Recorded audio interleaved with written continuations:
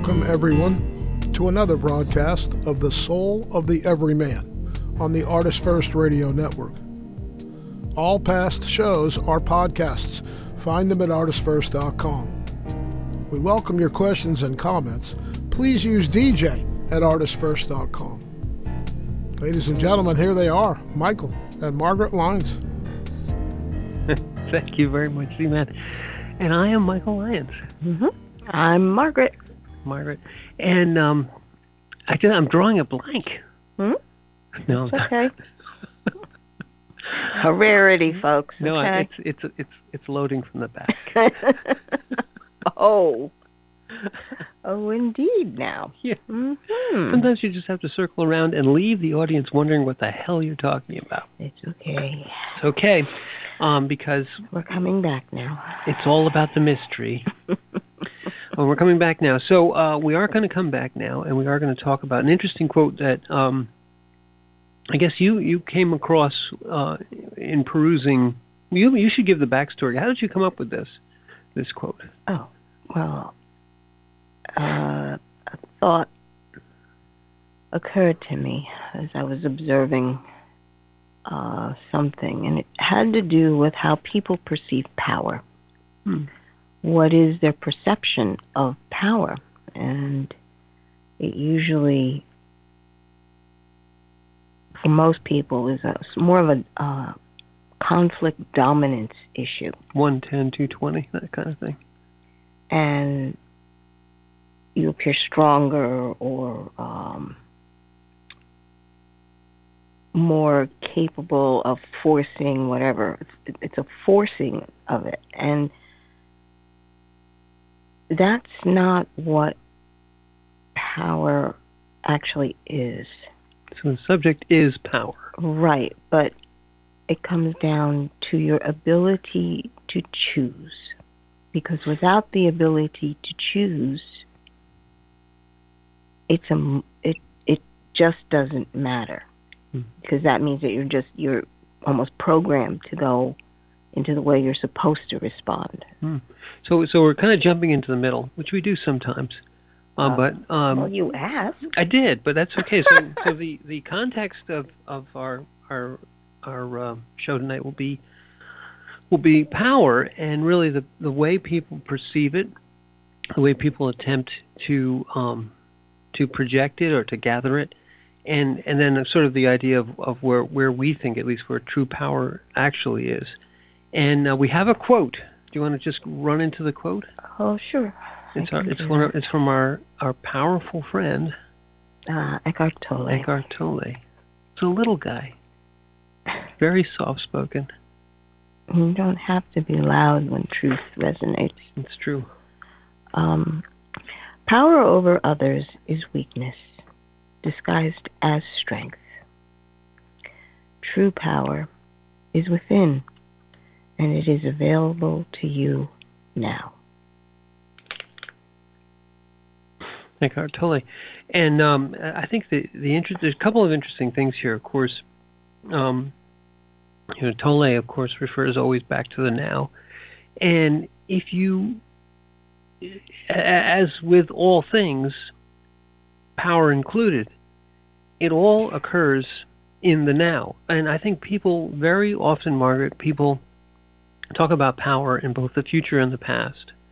And they look to acquire power or to do things to make themselves more powerful or more influential. That's the currency of the social media today. It's always they call them influencers.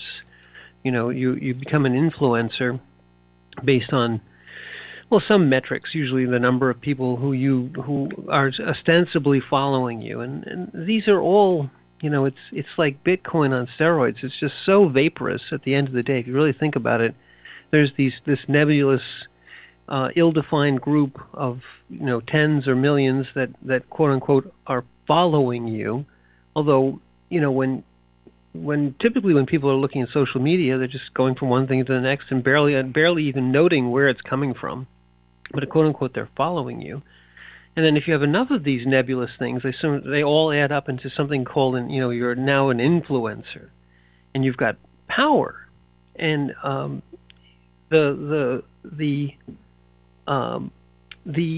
idea that this is somehow desirable and that people will work very hard sometimes to get that, to get into that position, to look to the future of what their channel or whatever is going to become, and how many people are following them, and then what they can do with this newfound power. And it then often becomes conflated, as you mentioned, with power. Power is always third chakra, right? Yeah. Just that this concept of power is, it's not focused on, how do I say this? It's like that. The first sentence of this phrase, power over others, is weakness disguised as strength. Okay?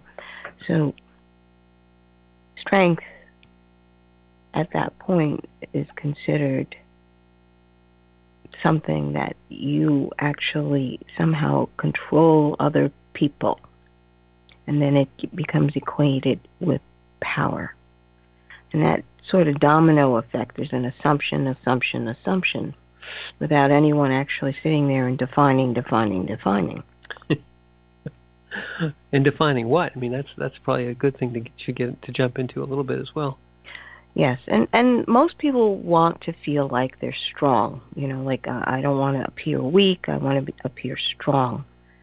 And it's really a nebulous concept at that point. You're just thinking, well, what is it you are really striving for at that point? Because it's usually a reaction to a self-perceived weakness within themselves. I don't want to appear weak, which means that you feel weak. Or like the old, I am weak instead of I feel weak. Right, exactly. And I think there's also the root of many psychoses and other sort of psychological disorders, narcissism, so is the feeling of inadequacy, which can be looked at as sort of a feeling of weakness or a feeling of vulnerability. Vulnerability. That's an extremely good word. Vulnerability, and often those the roots, and roots is the word to use here because these things come from the past. Almost all traumas have an actual injury as their root. Now, the problem is that they're unresolved injuries, that they've been either they've been internalized or really they've been not animated, but in other words, incarnated as entities. Totally would relate that back to the pain body. Incarnated as entities within the consciousness, and they are often seen as power antagonists. If you have a true trauma, that is often what the psychosis is fighting against. There's this idea of you are inadequate, you are weak, you are whatever, you are in some way damaged, and then the entity which the ego will create around that is both to hide that weakness, to compensate or overcompensate in most cases for that weakness, for the perceived weakness, which no one else can see, by the way. It's all relatively within the consciousness, but that doesn't matter. It's still very real. And then that idea that externally, using that as its root, you get these behaviors where you're trying to dominate all the time, where you're trying to overachieve perhaps, where you're trying to be the smartest person in the room all the time, to always have control. These are the underpinnings, the emotional and power, underpinnings of this desire for power.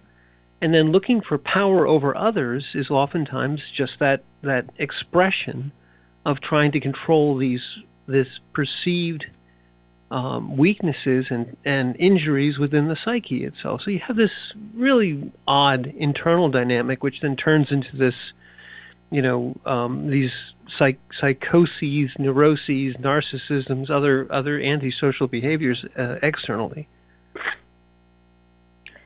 Well, the story that you've been telling yourself, that's good. The story that you've learned early on that was said to you over and over again as a child, if you understand that those stories that you've taken in are almost like a programming. This is who you are, this is what your role has been, and this is what your function should be.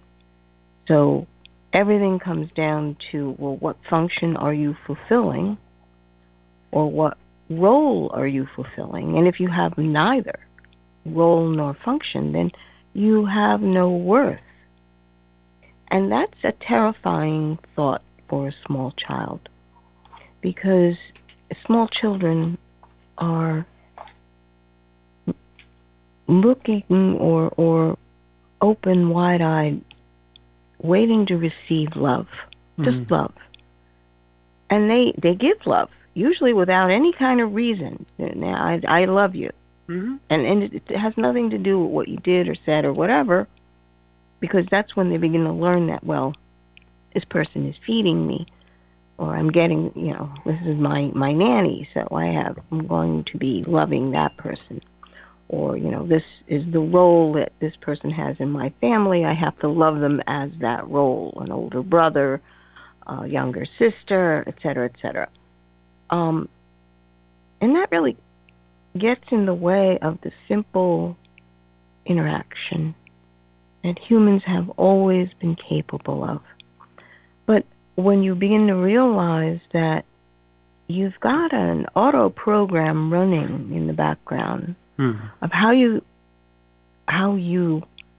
believe relationships should function, it's got to fit within these parameters. If your authority figure has a habit of, they assert authority over you when some issue comes up, and you're not allowed to question. You have to just accept whatever was said, or questioning always comes on you, on why you're doing that, and you're not doing that right. So that wears away at your own internal ability to begin to make your own decisions. It's got to be within these certain parameters. This is what this programming always does. And it can be very debilitating, especially when you're young and you're just trying to figure out, what's going on. Don't you want to play with me? Exactly, but I like exactly what you said, that and this is sort of going back to our a little bit into our theme, or rather to the second part of Tolle's quote as well, is that the true power is within, and it comes from having the ability to choose, and that's what people try to constrict. It's interestingly, especially in the young. And there are very good reasons to restrict the choices of the young, because generally they're not good choices, or they're sometimes just uninformed choices. They're innocent choices. They just don't understand or know what the situation is. It's not so simple. Right. The very first role of a caregiver, of a guardian, a parent or whatever, is to protect and to inform and to educate and to train. And what you're trying to do is, give a child a space within which they can explore, and not see the bounds, but know that they're there. That you're not going to let them do things which could bring them into harm's way, or that are beyond their current capabilities. But it's a balancing act always. You as the parent have to allow some risk. You have to allow. You can't completely remove all choice. You have to give them autonomy within their ability to be autonomous and let them make mistakes and all these things. We don't want to go down that route, but the general overarching role of the parent is difficult because you have to protect and allow risk. You have to inform but not smother. You have to allow quote unquote bad choices, because bad choices are how you learn to make good choices. And the point is you're allowing them to make choices. And if you literally order the child's or the person's every move, they are no longer a being. They are a chattel or a slave. You literally train someone to be almost handicapped, unable to make any move without consulting authority or without getting approval. Well, they become a program. They should have no other choice. There's no such thing as choice. This is how we operate. And the being rebels against that. Well, yeah, because you are a soul. And the soul understands free will. It understands when it's feeling put upon. What was it? I heard one of the grandkids say, "How dare you?" Wait a minute. How dare you override my decision? How dare you? How dare you? But well, without going into specifics, the sentiment expressed by the being, and you'll see this in every child, and certainly in teenagers and 2-year-olds, which are emotionally very similar, that they desire autonomy to the point of to the point of rejection of all authority. So a 2-year-old will vehemently, and we've had direct experiences, vehemently reject authority and take upon themselves the full autonomy, which they are not ready for, certainly, and to the extent of their abilities, given a certain type of personality, will wreak havoc upon themselves and others. And teenagers the same. But the root of it, or rather the driving force there, is that the being understands that choice is that responsible choice, the choice directed by your own free will, is the currency of beinghood. It is why you are a person. It is what defines a person, not a personality or an ego construct, but a true person is given the choice always. And to deny that to another, to exert power to deny choice to another, at least to the extent that you ever can, is the most grievous insult to a being. And we know that. We know that inherently. It's something that you say you take away your freedom and you wound the person. To the extent that you take away someone's freedom, you wound that person to that extent. Well, and as an individual,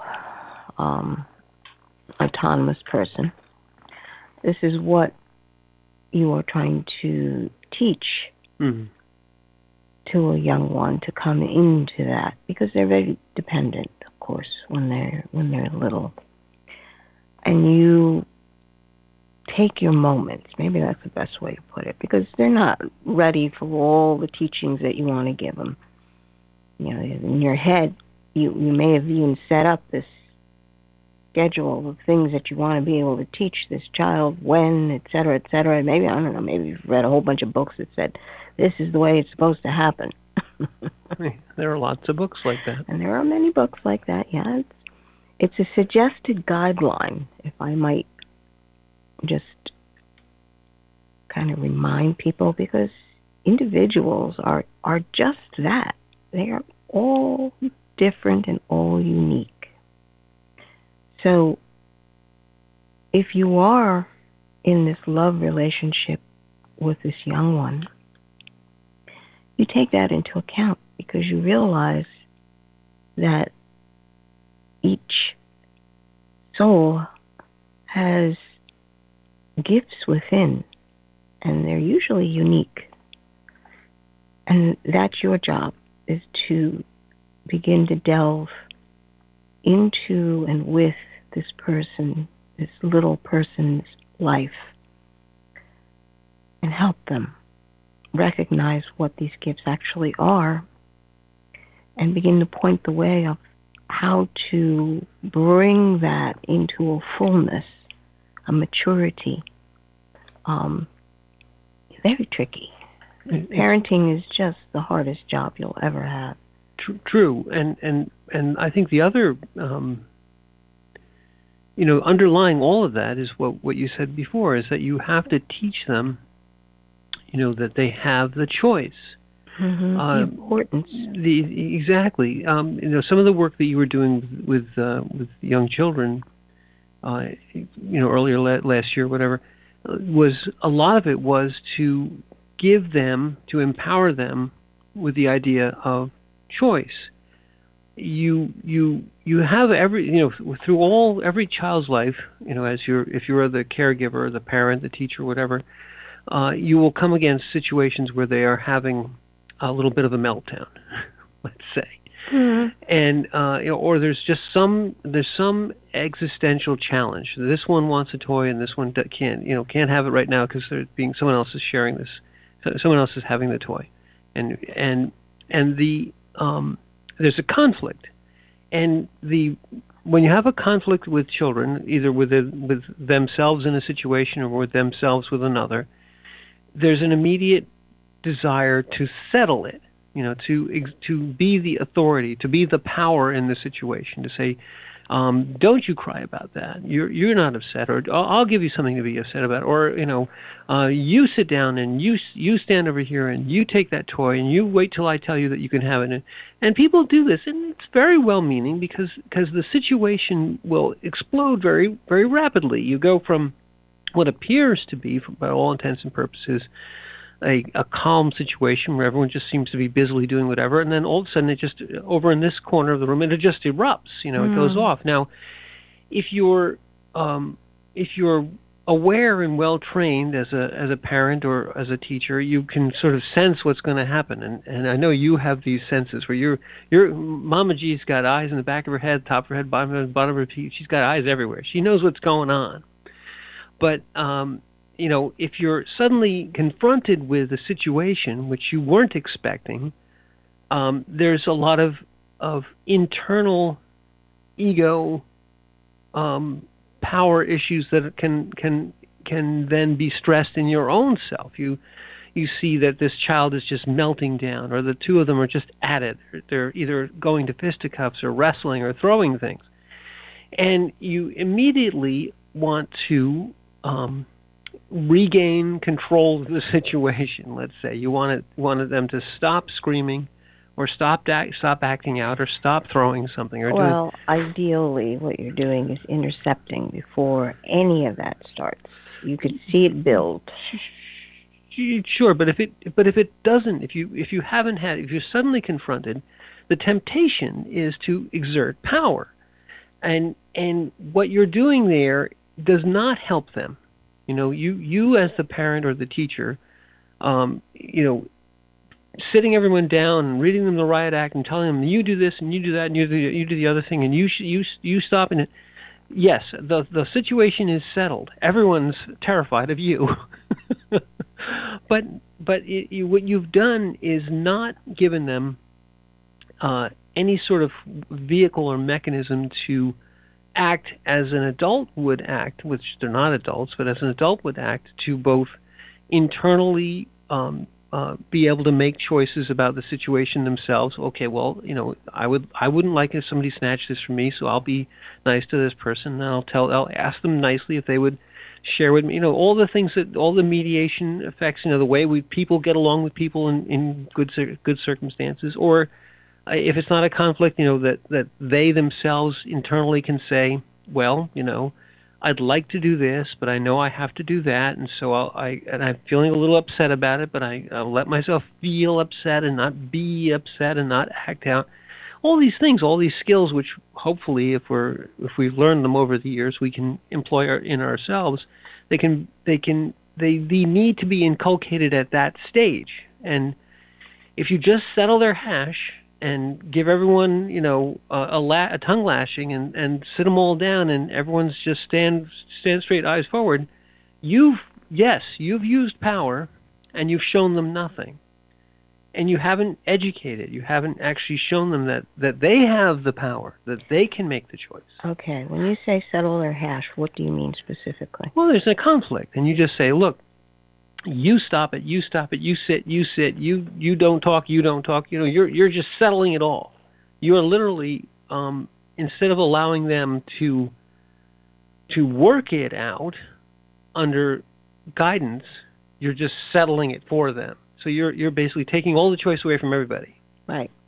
And you're saying, I'm the power. You listen to me. And you start banging your fist on the table. That doesn't help anybody. Well, it does settle it. Sort of, yeah. Sort of.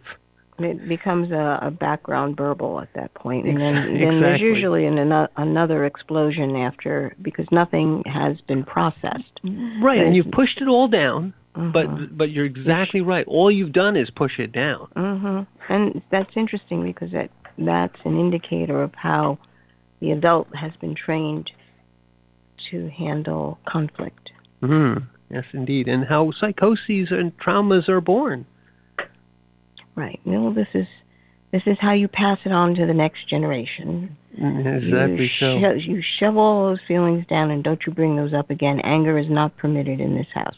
Right, or crying is not permitted, and you can do this and you can't do that. And this becomes, first of all, it becomes a well of, as you mentioned, burbling power and emotion, which you've been told to push away and encapsulate. So what is it? Now it's just a festering bubble, which then can acquire a voice, and it can acquire a need to be fed, and it can acquire a hectoring tone that interrupts your thoughts and tells you what to do all the time. And all of a sudden it becomes a full-blown, pain body entity, or a psychosis in essence. If the acknowledgement of the amount of energy that an emotion, when you're feeling an emotion, there's a surging that rises up, and it's a tension, it's a stressor. And if you don't learn how to focus all of that energy into an appropriate expression, then people just sort of lose it. They just go and do whatever happens to be crossing their mind at that point, because they literally have lost all control. So whatever happens to be on the scope at that point is where they go. And to be able to understand, to observe, to see that this is what you actually do is a huge step, because this may have been something that was acceptable in your family when you were young, and this is the way you were supposed to handle your emotion or this feeling or whatever the conflict may have been, and you have to respond specifically this way, which meant that you had to sit on it. Right. And that meant you had to process it somewhere else. Right. It was not the energy that rose up that you could focus to handle the situation, bring it to an end, a resolution. It was energy that came up that basically said, I have to force everybody into the rules that I understand it. It's supposed to happen this way. You all are supposed to be obedient this way, and I don't want to hear any argument about it. This is the way you're supposed to be. And there's no room for people to breathe. That's what the phrase, walking on eggshells. Eggshells. Right, no air in the room. Mm-hmm. Well, and the interesting thing is, the first part of Tolle's quote, "Power over others is weakness disguised as strength." That's what that is. When if you're talking about family dynamics, but these things become from family dynamics, they become external behavior characteristics of the person, of the persona. So if you were treated in such a way that power was always exerted over you, there's two ways to go. You can become very docile and very suppressed and maybe fulminating with rage all the time, but it's always you're always punching down, as the saying goes. You're gonna dominate over and try to force those who you think are weaker than you, but anyone who's stronger, you knuckle down. Or it can go the other way, and where in such a way that you rebel, and then you get these people who their whole focus in life is to dominate, is to be the aggressor, is to have power over others. And if they don't have power, because underneath it all, as Tolle mentions, this is weakness disguised as strength. There's no true strength there. The bully is a bully because they feel inadequate. They feel weak all the time. They feel scared all the time. We're going to back that up a little bit. Yeah. Power, it's too much cramped in. The power is interpreted as it's got to work my way, and I'm going to make it work my way. So there you have your bully. But true power understands that it has nothing to do with an outward show. It is a conscious choice, but we'll go back to that. Disguised as weakness. Power over others is weakness disguised as strength. Yes. So this is that illusion that bullying is power. It doesn't acknowledge anybody's rights or anybody's free will. It's just what you want.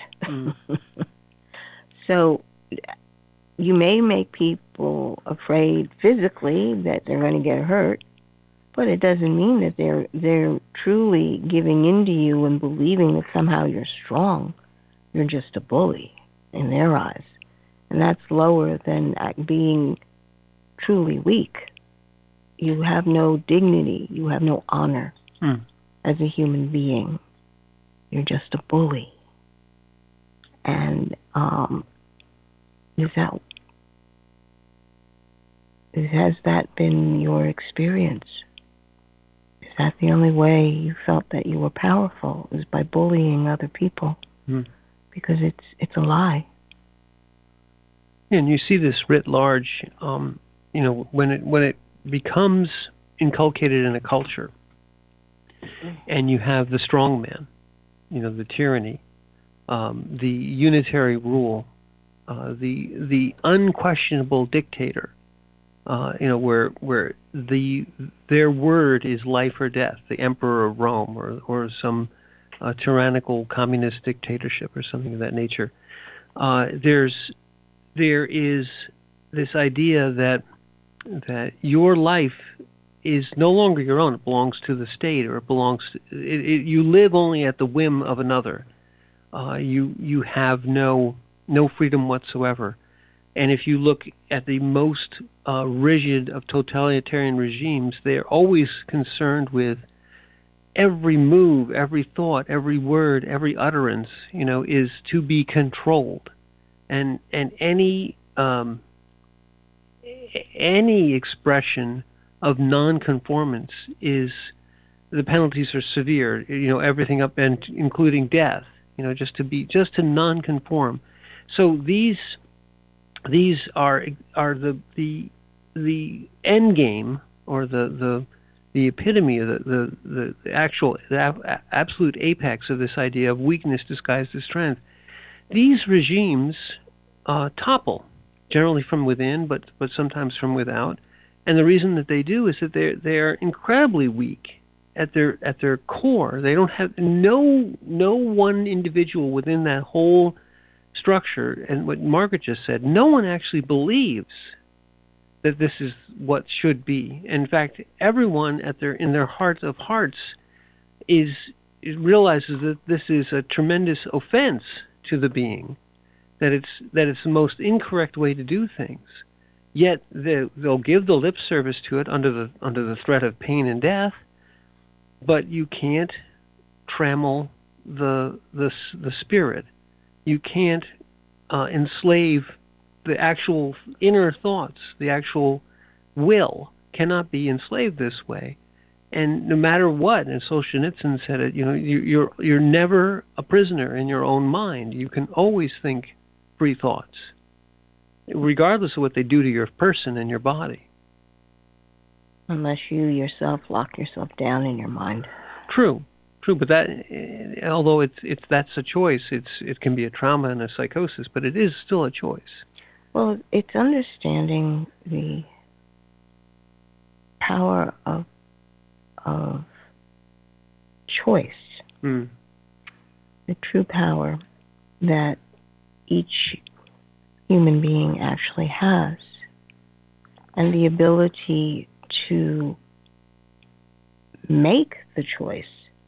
And there may be reasons, like as we said, if you've got a background that has been given to you, you've been programmed a certain way, for you to choose otherwise, going against the family in some way, is scary, because they told you that everything bad will happen if you choose against the way we've told you to choose. Mm-hmm. And who do you think you are making this other choice? There's no teaching of being confident in your choices. You just have to do what we tell you because, we're older than you. We know better. We've been around the dryerdom more than you, and you're just like, the choice is still mine, and I will make it. And when you realize that is the door opening. The choice is mine, and I will make it. Mm. Regardless of whatever results of your choice may be. Even if they told you that this bad thing is going to happen, it doesn't matter, because the truth of it is, this is my choice, and I am going to make it. And that is the respect for the individual and the respect for the life that is within you. And really, it should be the groundwork of the life that is within another person. You can't force another person because you don't agree. It's the ability to be able to express it. And that's a whole other issue. If an individual cannot express their viewpoint for whatever reason, then people basically say, well, you're incapable, you're subhuman. Mm. So I take that ability away from you. And you make them less than fully human. And that's another affront, but we won't go into that. Well, no, that's I agree with this, but that's extremely important. I want to go back though to what you just said a moment ago, which is results. Results are often used to limit someone's choices, and what I mean by that is, people will say to you, "Don't do that because this will happen," and you don't want that. And in essence, they are taking the choice away from you based on the results that they don't want you to experience. And yes, you can say to yourself, this could happen. If you go down there, you'll never get a job. You're always going to be poor. You won't be happy. Don't do that. But in truth, that is an unknown, and using that as a result-based limiting of choice is just a form of fear-based control. When you look at this statement where true power is within, true power comes from the choices that you make, and if you choose based on outcomes, which is what I'm trying to say here, if you say to yourself, well, everyone tells me that if I do this, I won't be rich, or I won't be able to afford this, and I won't be happy, and so I'm gonna do the thing that everyone says I should do, and I'll have. And then 30 years go by, and you say to yourself, I feel so unfulfilled. I feel as though I've wasted my whole life. Where's the meaning in all this? Why am I here? You have the crisis, the existential crisis, the midlife crisis type of thing. All that comes from using, instead of what the heart desires or what the heart sees as heart true, and using that to inform a choice, and by the way, risking, and maybe something good will happen, maybe it won't happen. If you base everything on outcome, if you're choosing, saying that this will get me that, rather than choose based on the moment of now and what regardless of what the outcome is going to be, what is required in the moment of now. The example here you could use would be Mother Teresa. In the moment of now, I'm sure the choice that is made to go to the slums of Calcutta and set up a mission sounds like a bad choice. Sounds like a terrible choice. Why would, and someone might have said to her, I'm sure they perhaps said, why would you go there and waste your life with these people who are subhuman, who don't even deserve you, who no matter what you do for them, there will still be more. You help one, and there's 10,000 more that you won't be able to help. What a useless choice. What a waste of your life. And all that's maybe true, but if the heart says at the moment of now that this is the choice I wish to take, the true power of that is that you take the choice and follow the path, and regardless of outcome, it's got the truth within it, it's got heart within it, and you have to do this as an adult, as somebody who has the full autonomy to risk one's treasure and health and life and everything in following your heart, because you're here for experience. You're not here to succeed. You're not here to become an influencer. You're here for true heartfelt experience. But to have it, you must be able to take the choice. You must be, if you're sitting in a bed in a cancer ward and everyone tells you that the next thing is the next choice you make will be your last, you make it anyway. Because it's got the heart, it's the truth, it's what you have to do, it's what's right. It's your life that you're choosing with, regardless of outcomes. Everyone says this is not going to work. We're going to do it anyway. Why? Because it's the right thing to do. And yes, and they say, well, look, you lost anyway. Well, yeah, but it was still the right thing to do. And that evaluation of, it's just going to end up this way. Right. How could that be a right choice? Right. And you're looking at them going, we all die in the end. Don't you understand? It's the choices you make before you get to the end point. How did you live your life before you came up to death? That's what really counts. Everything else is just, these are markers. As we said, the opposite of death is birth. These are markers within your timeline. It's what you do with your life and the choices that you make that express your soul that really matter. It's the heart true experience. And even when people may doubt you or put you down for choosing something that, what good is that going to do anyway? You should go home and be comfortable and just be satisfied with what you've done so far. But what if you choose to continue fighting because you love life and I choose to live, which for me means I continue to fight until I can fight no more. People look at you like, well, you're just going to die anyway.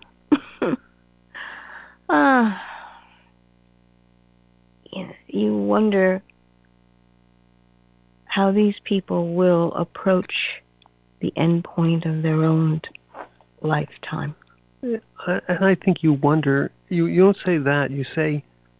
I say that. No, I mean, you can say that. I'm not saying you shouldn't say that. I'm saying that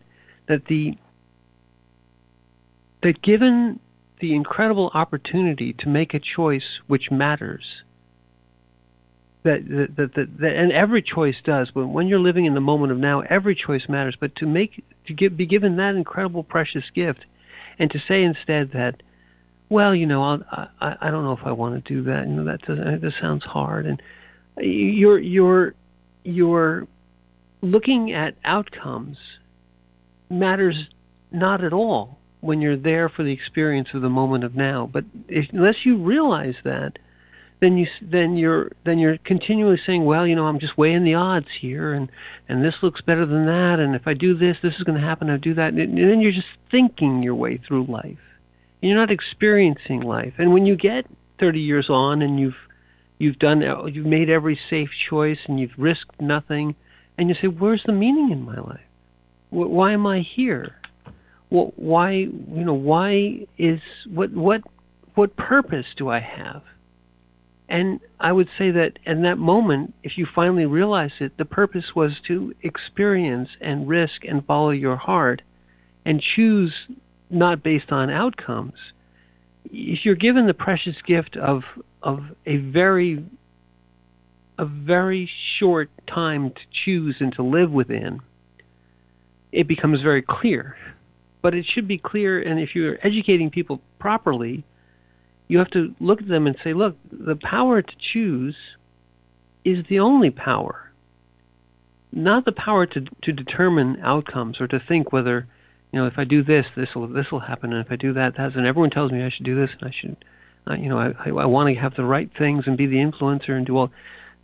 No, because it's not getting you experience. Margaret said it just a moment ago. We're all going to die. But at the end of your life, it's just that point at which you then say, look at the experiences I had. It's the Hunter Thompson. You slide into, you want to slide into death sideways on fire. Your body almost completely exhausted. You look as though you have one last breath left in you, and you say, oh, God, what a ride. Yeah. That's what death is. It's just the end of the ride, and you should have had a good one. If you make the right choices, and certainly the choices are what is within you, not what people tell you to do. The right choice is what reverberates within your soul, the expression of your soul, so completely alive in the moment of now that it doesn't matter. If you truly are living fully in that moment, future doesn't matter and past doesn't matter. You're here experiencing what it means to be alive.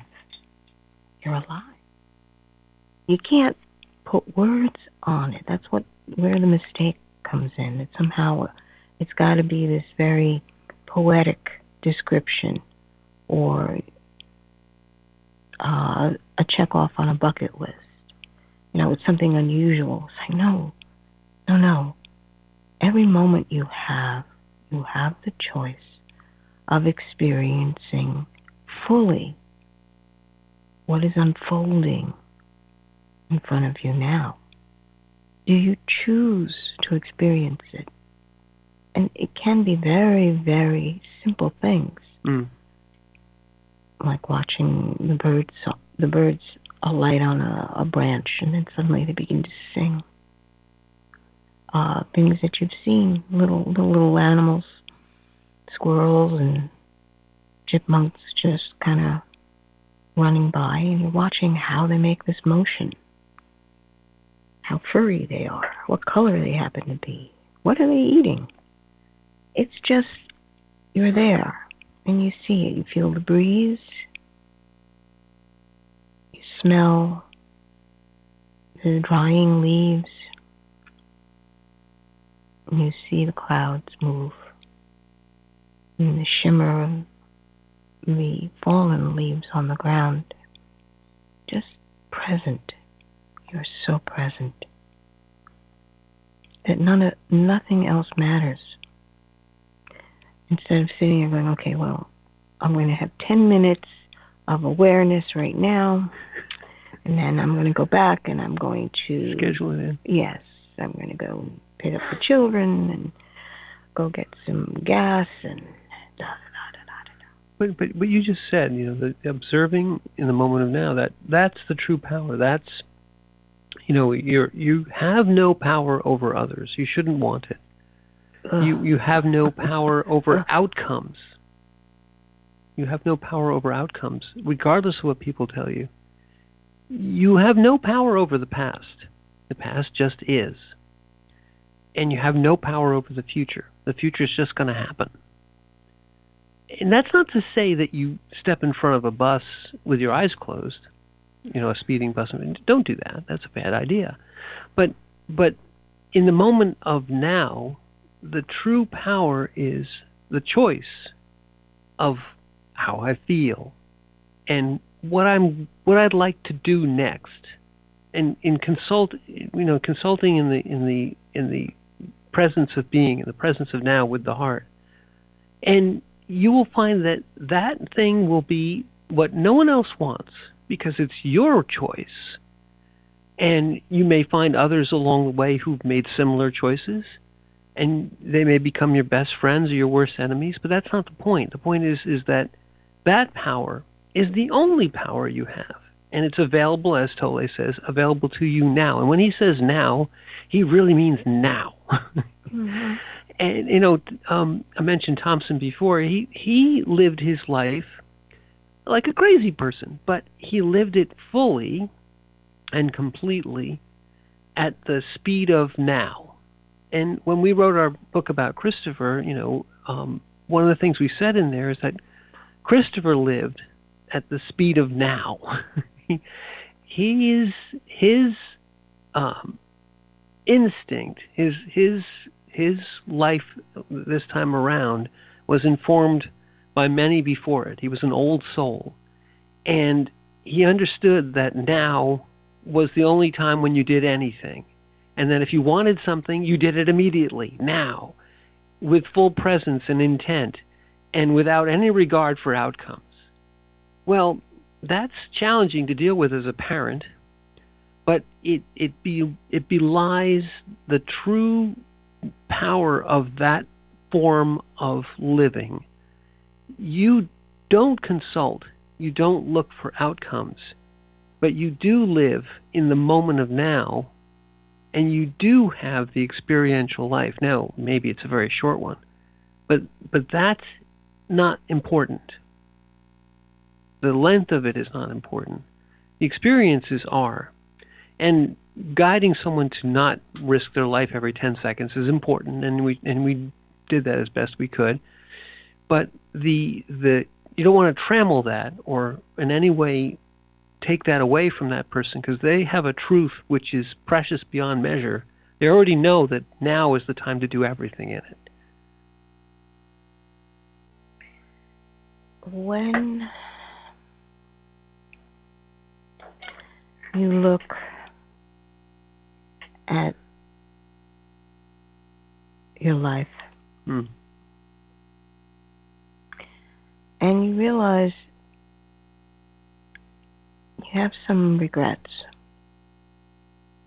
and people do have regrets,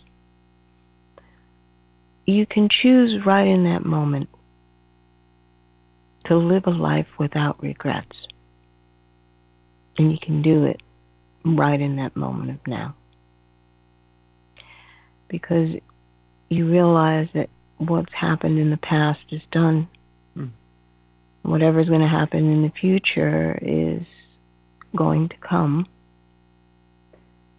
But the way you choose in this moment counts greatly. And if you realize that you have a regret from a choice,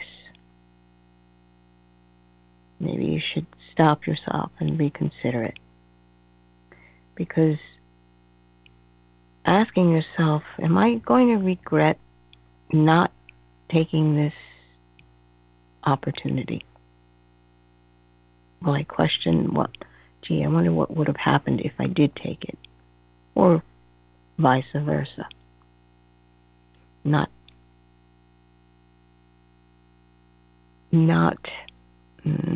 dwelling on what ifs.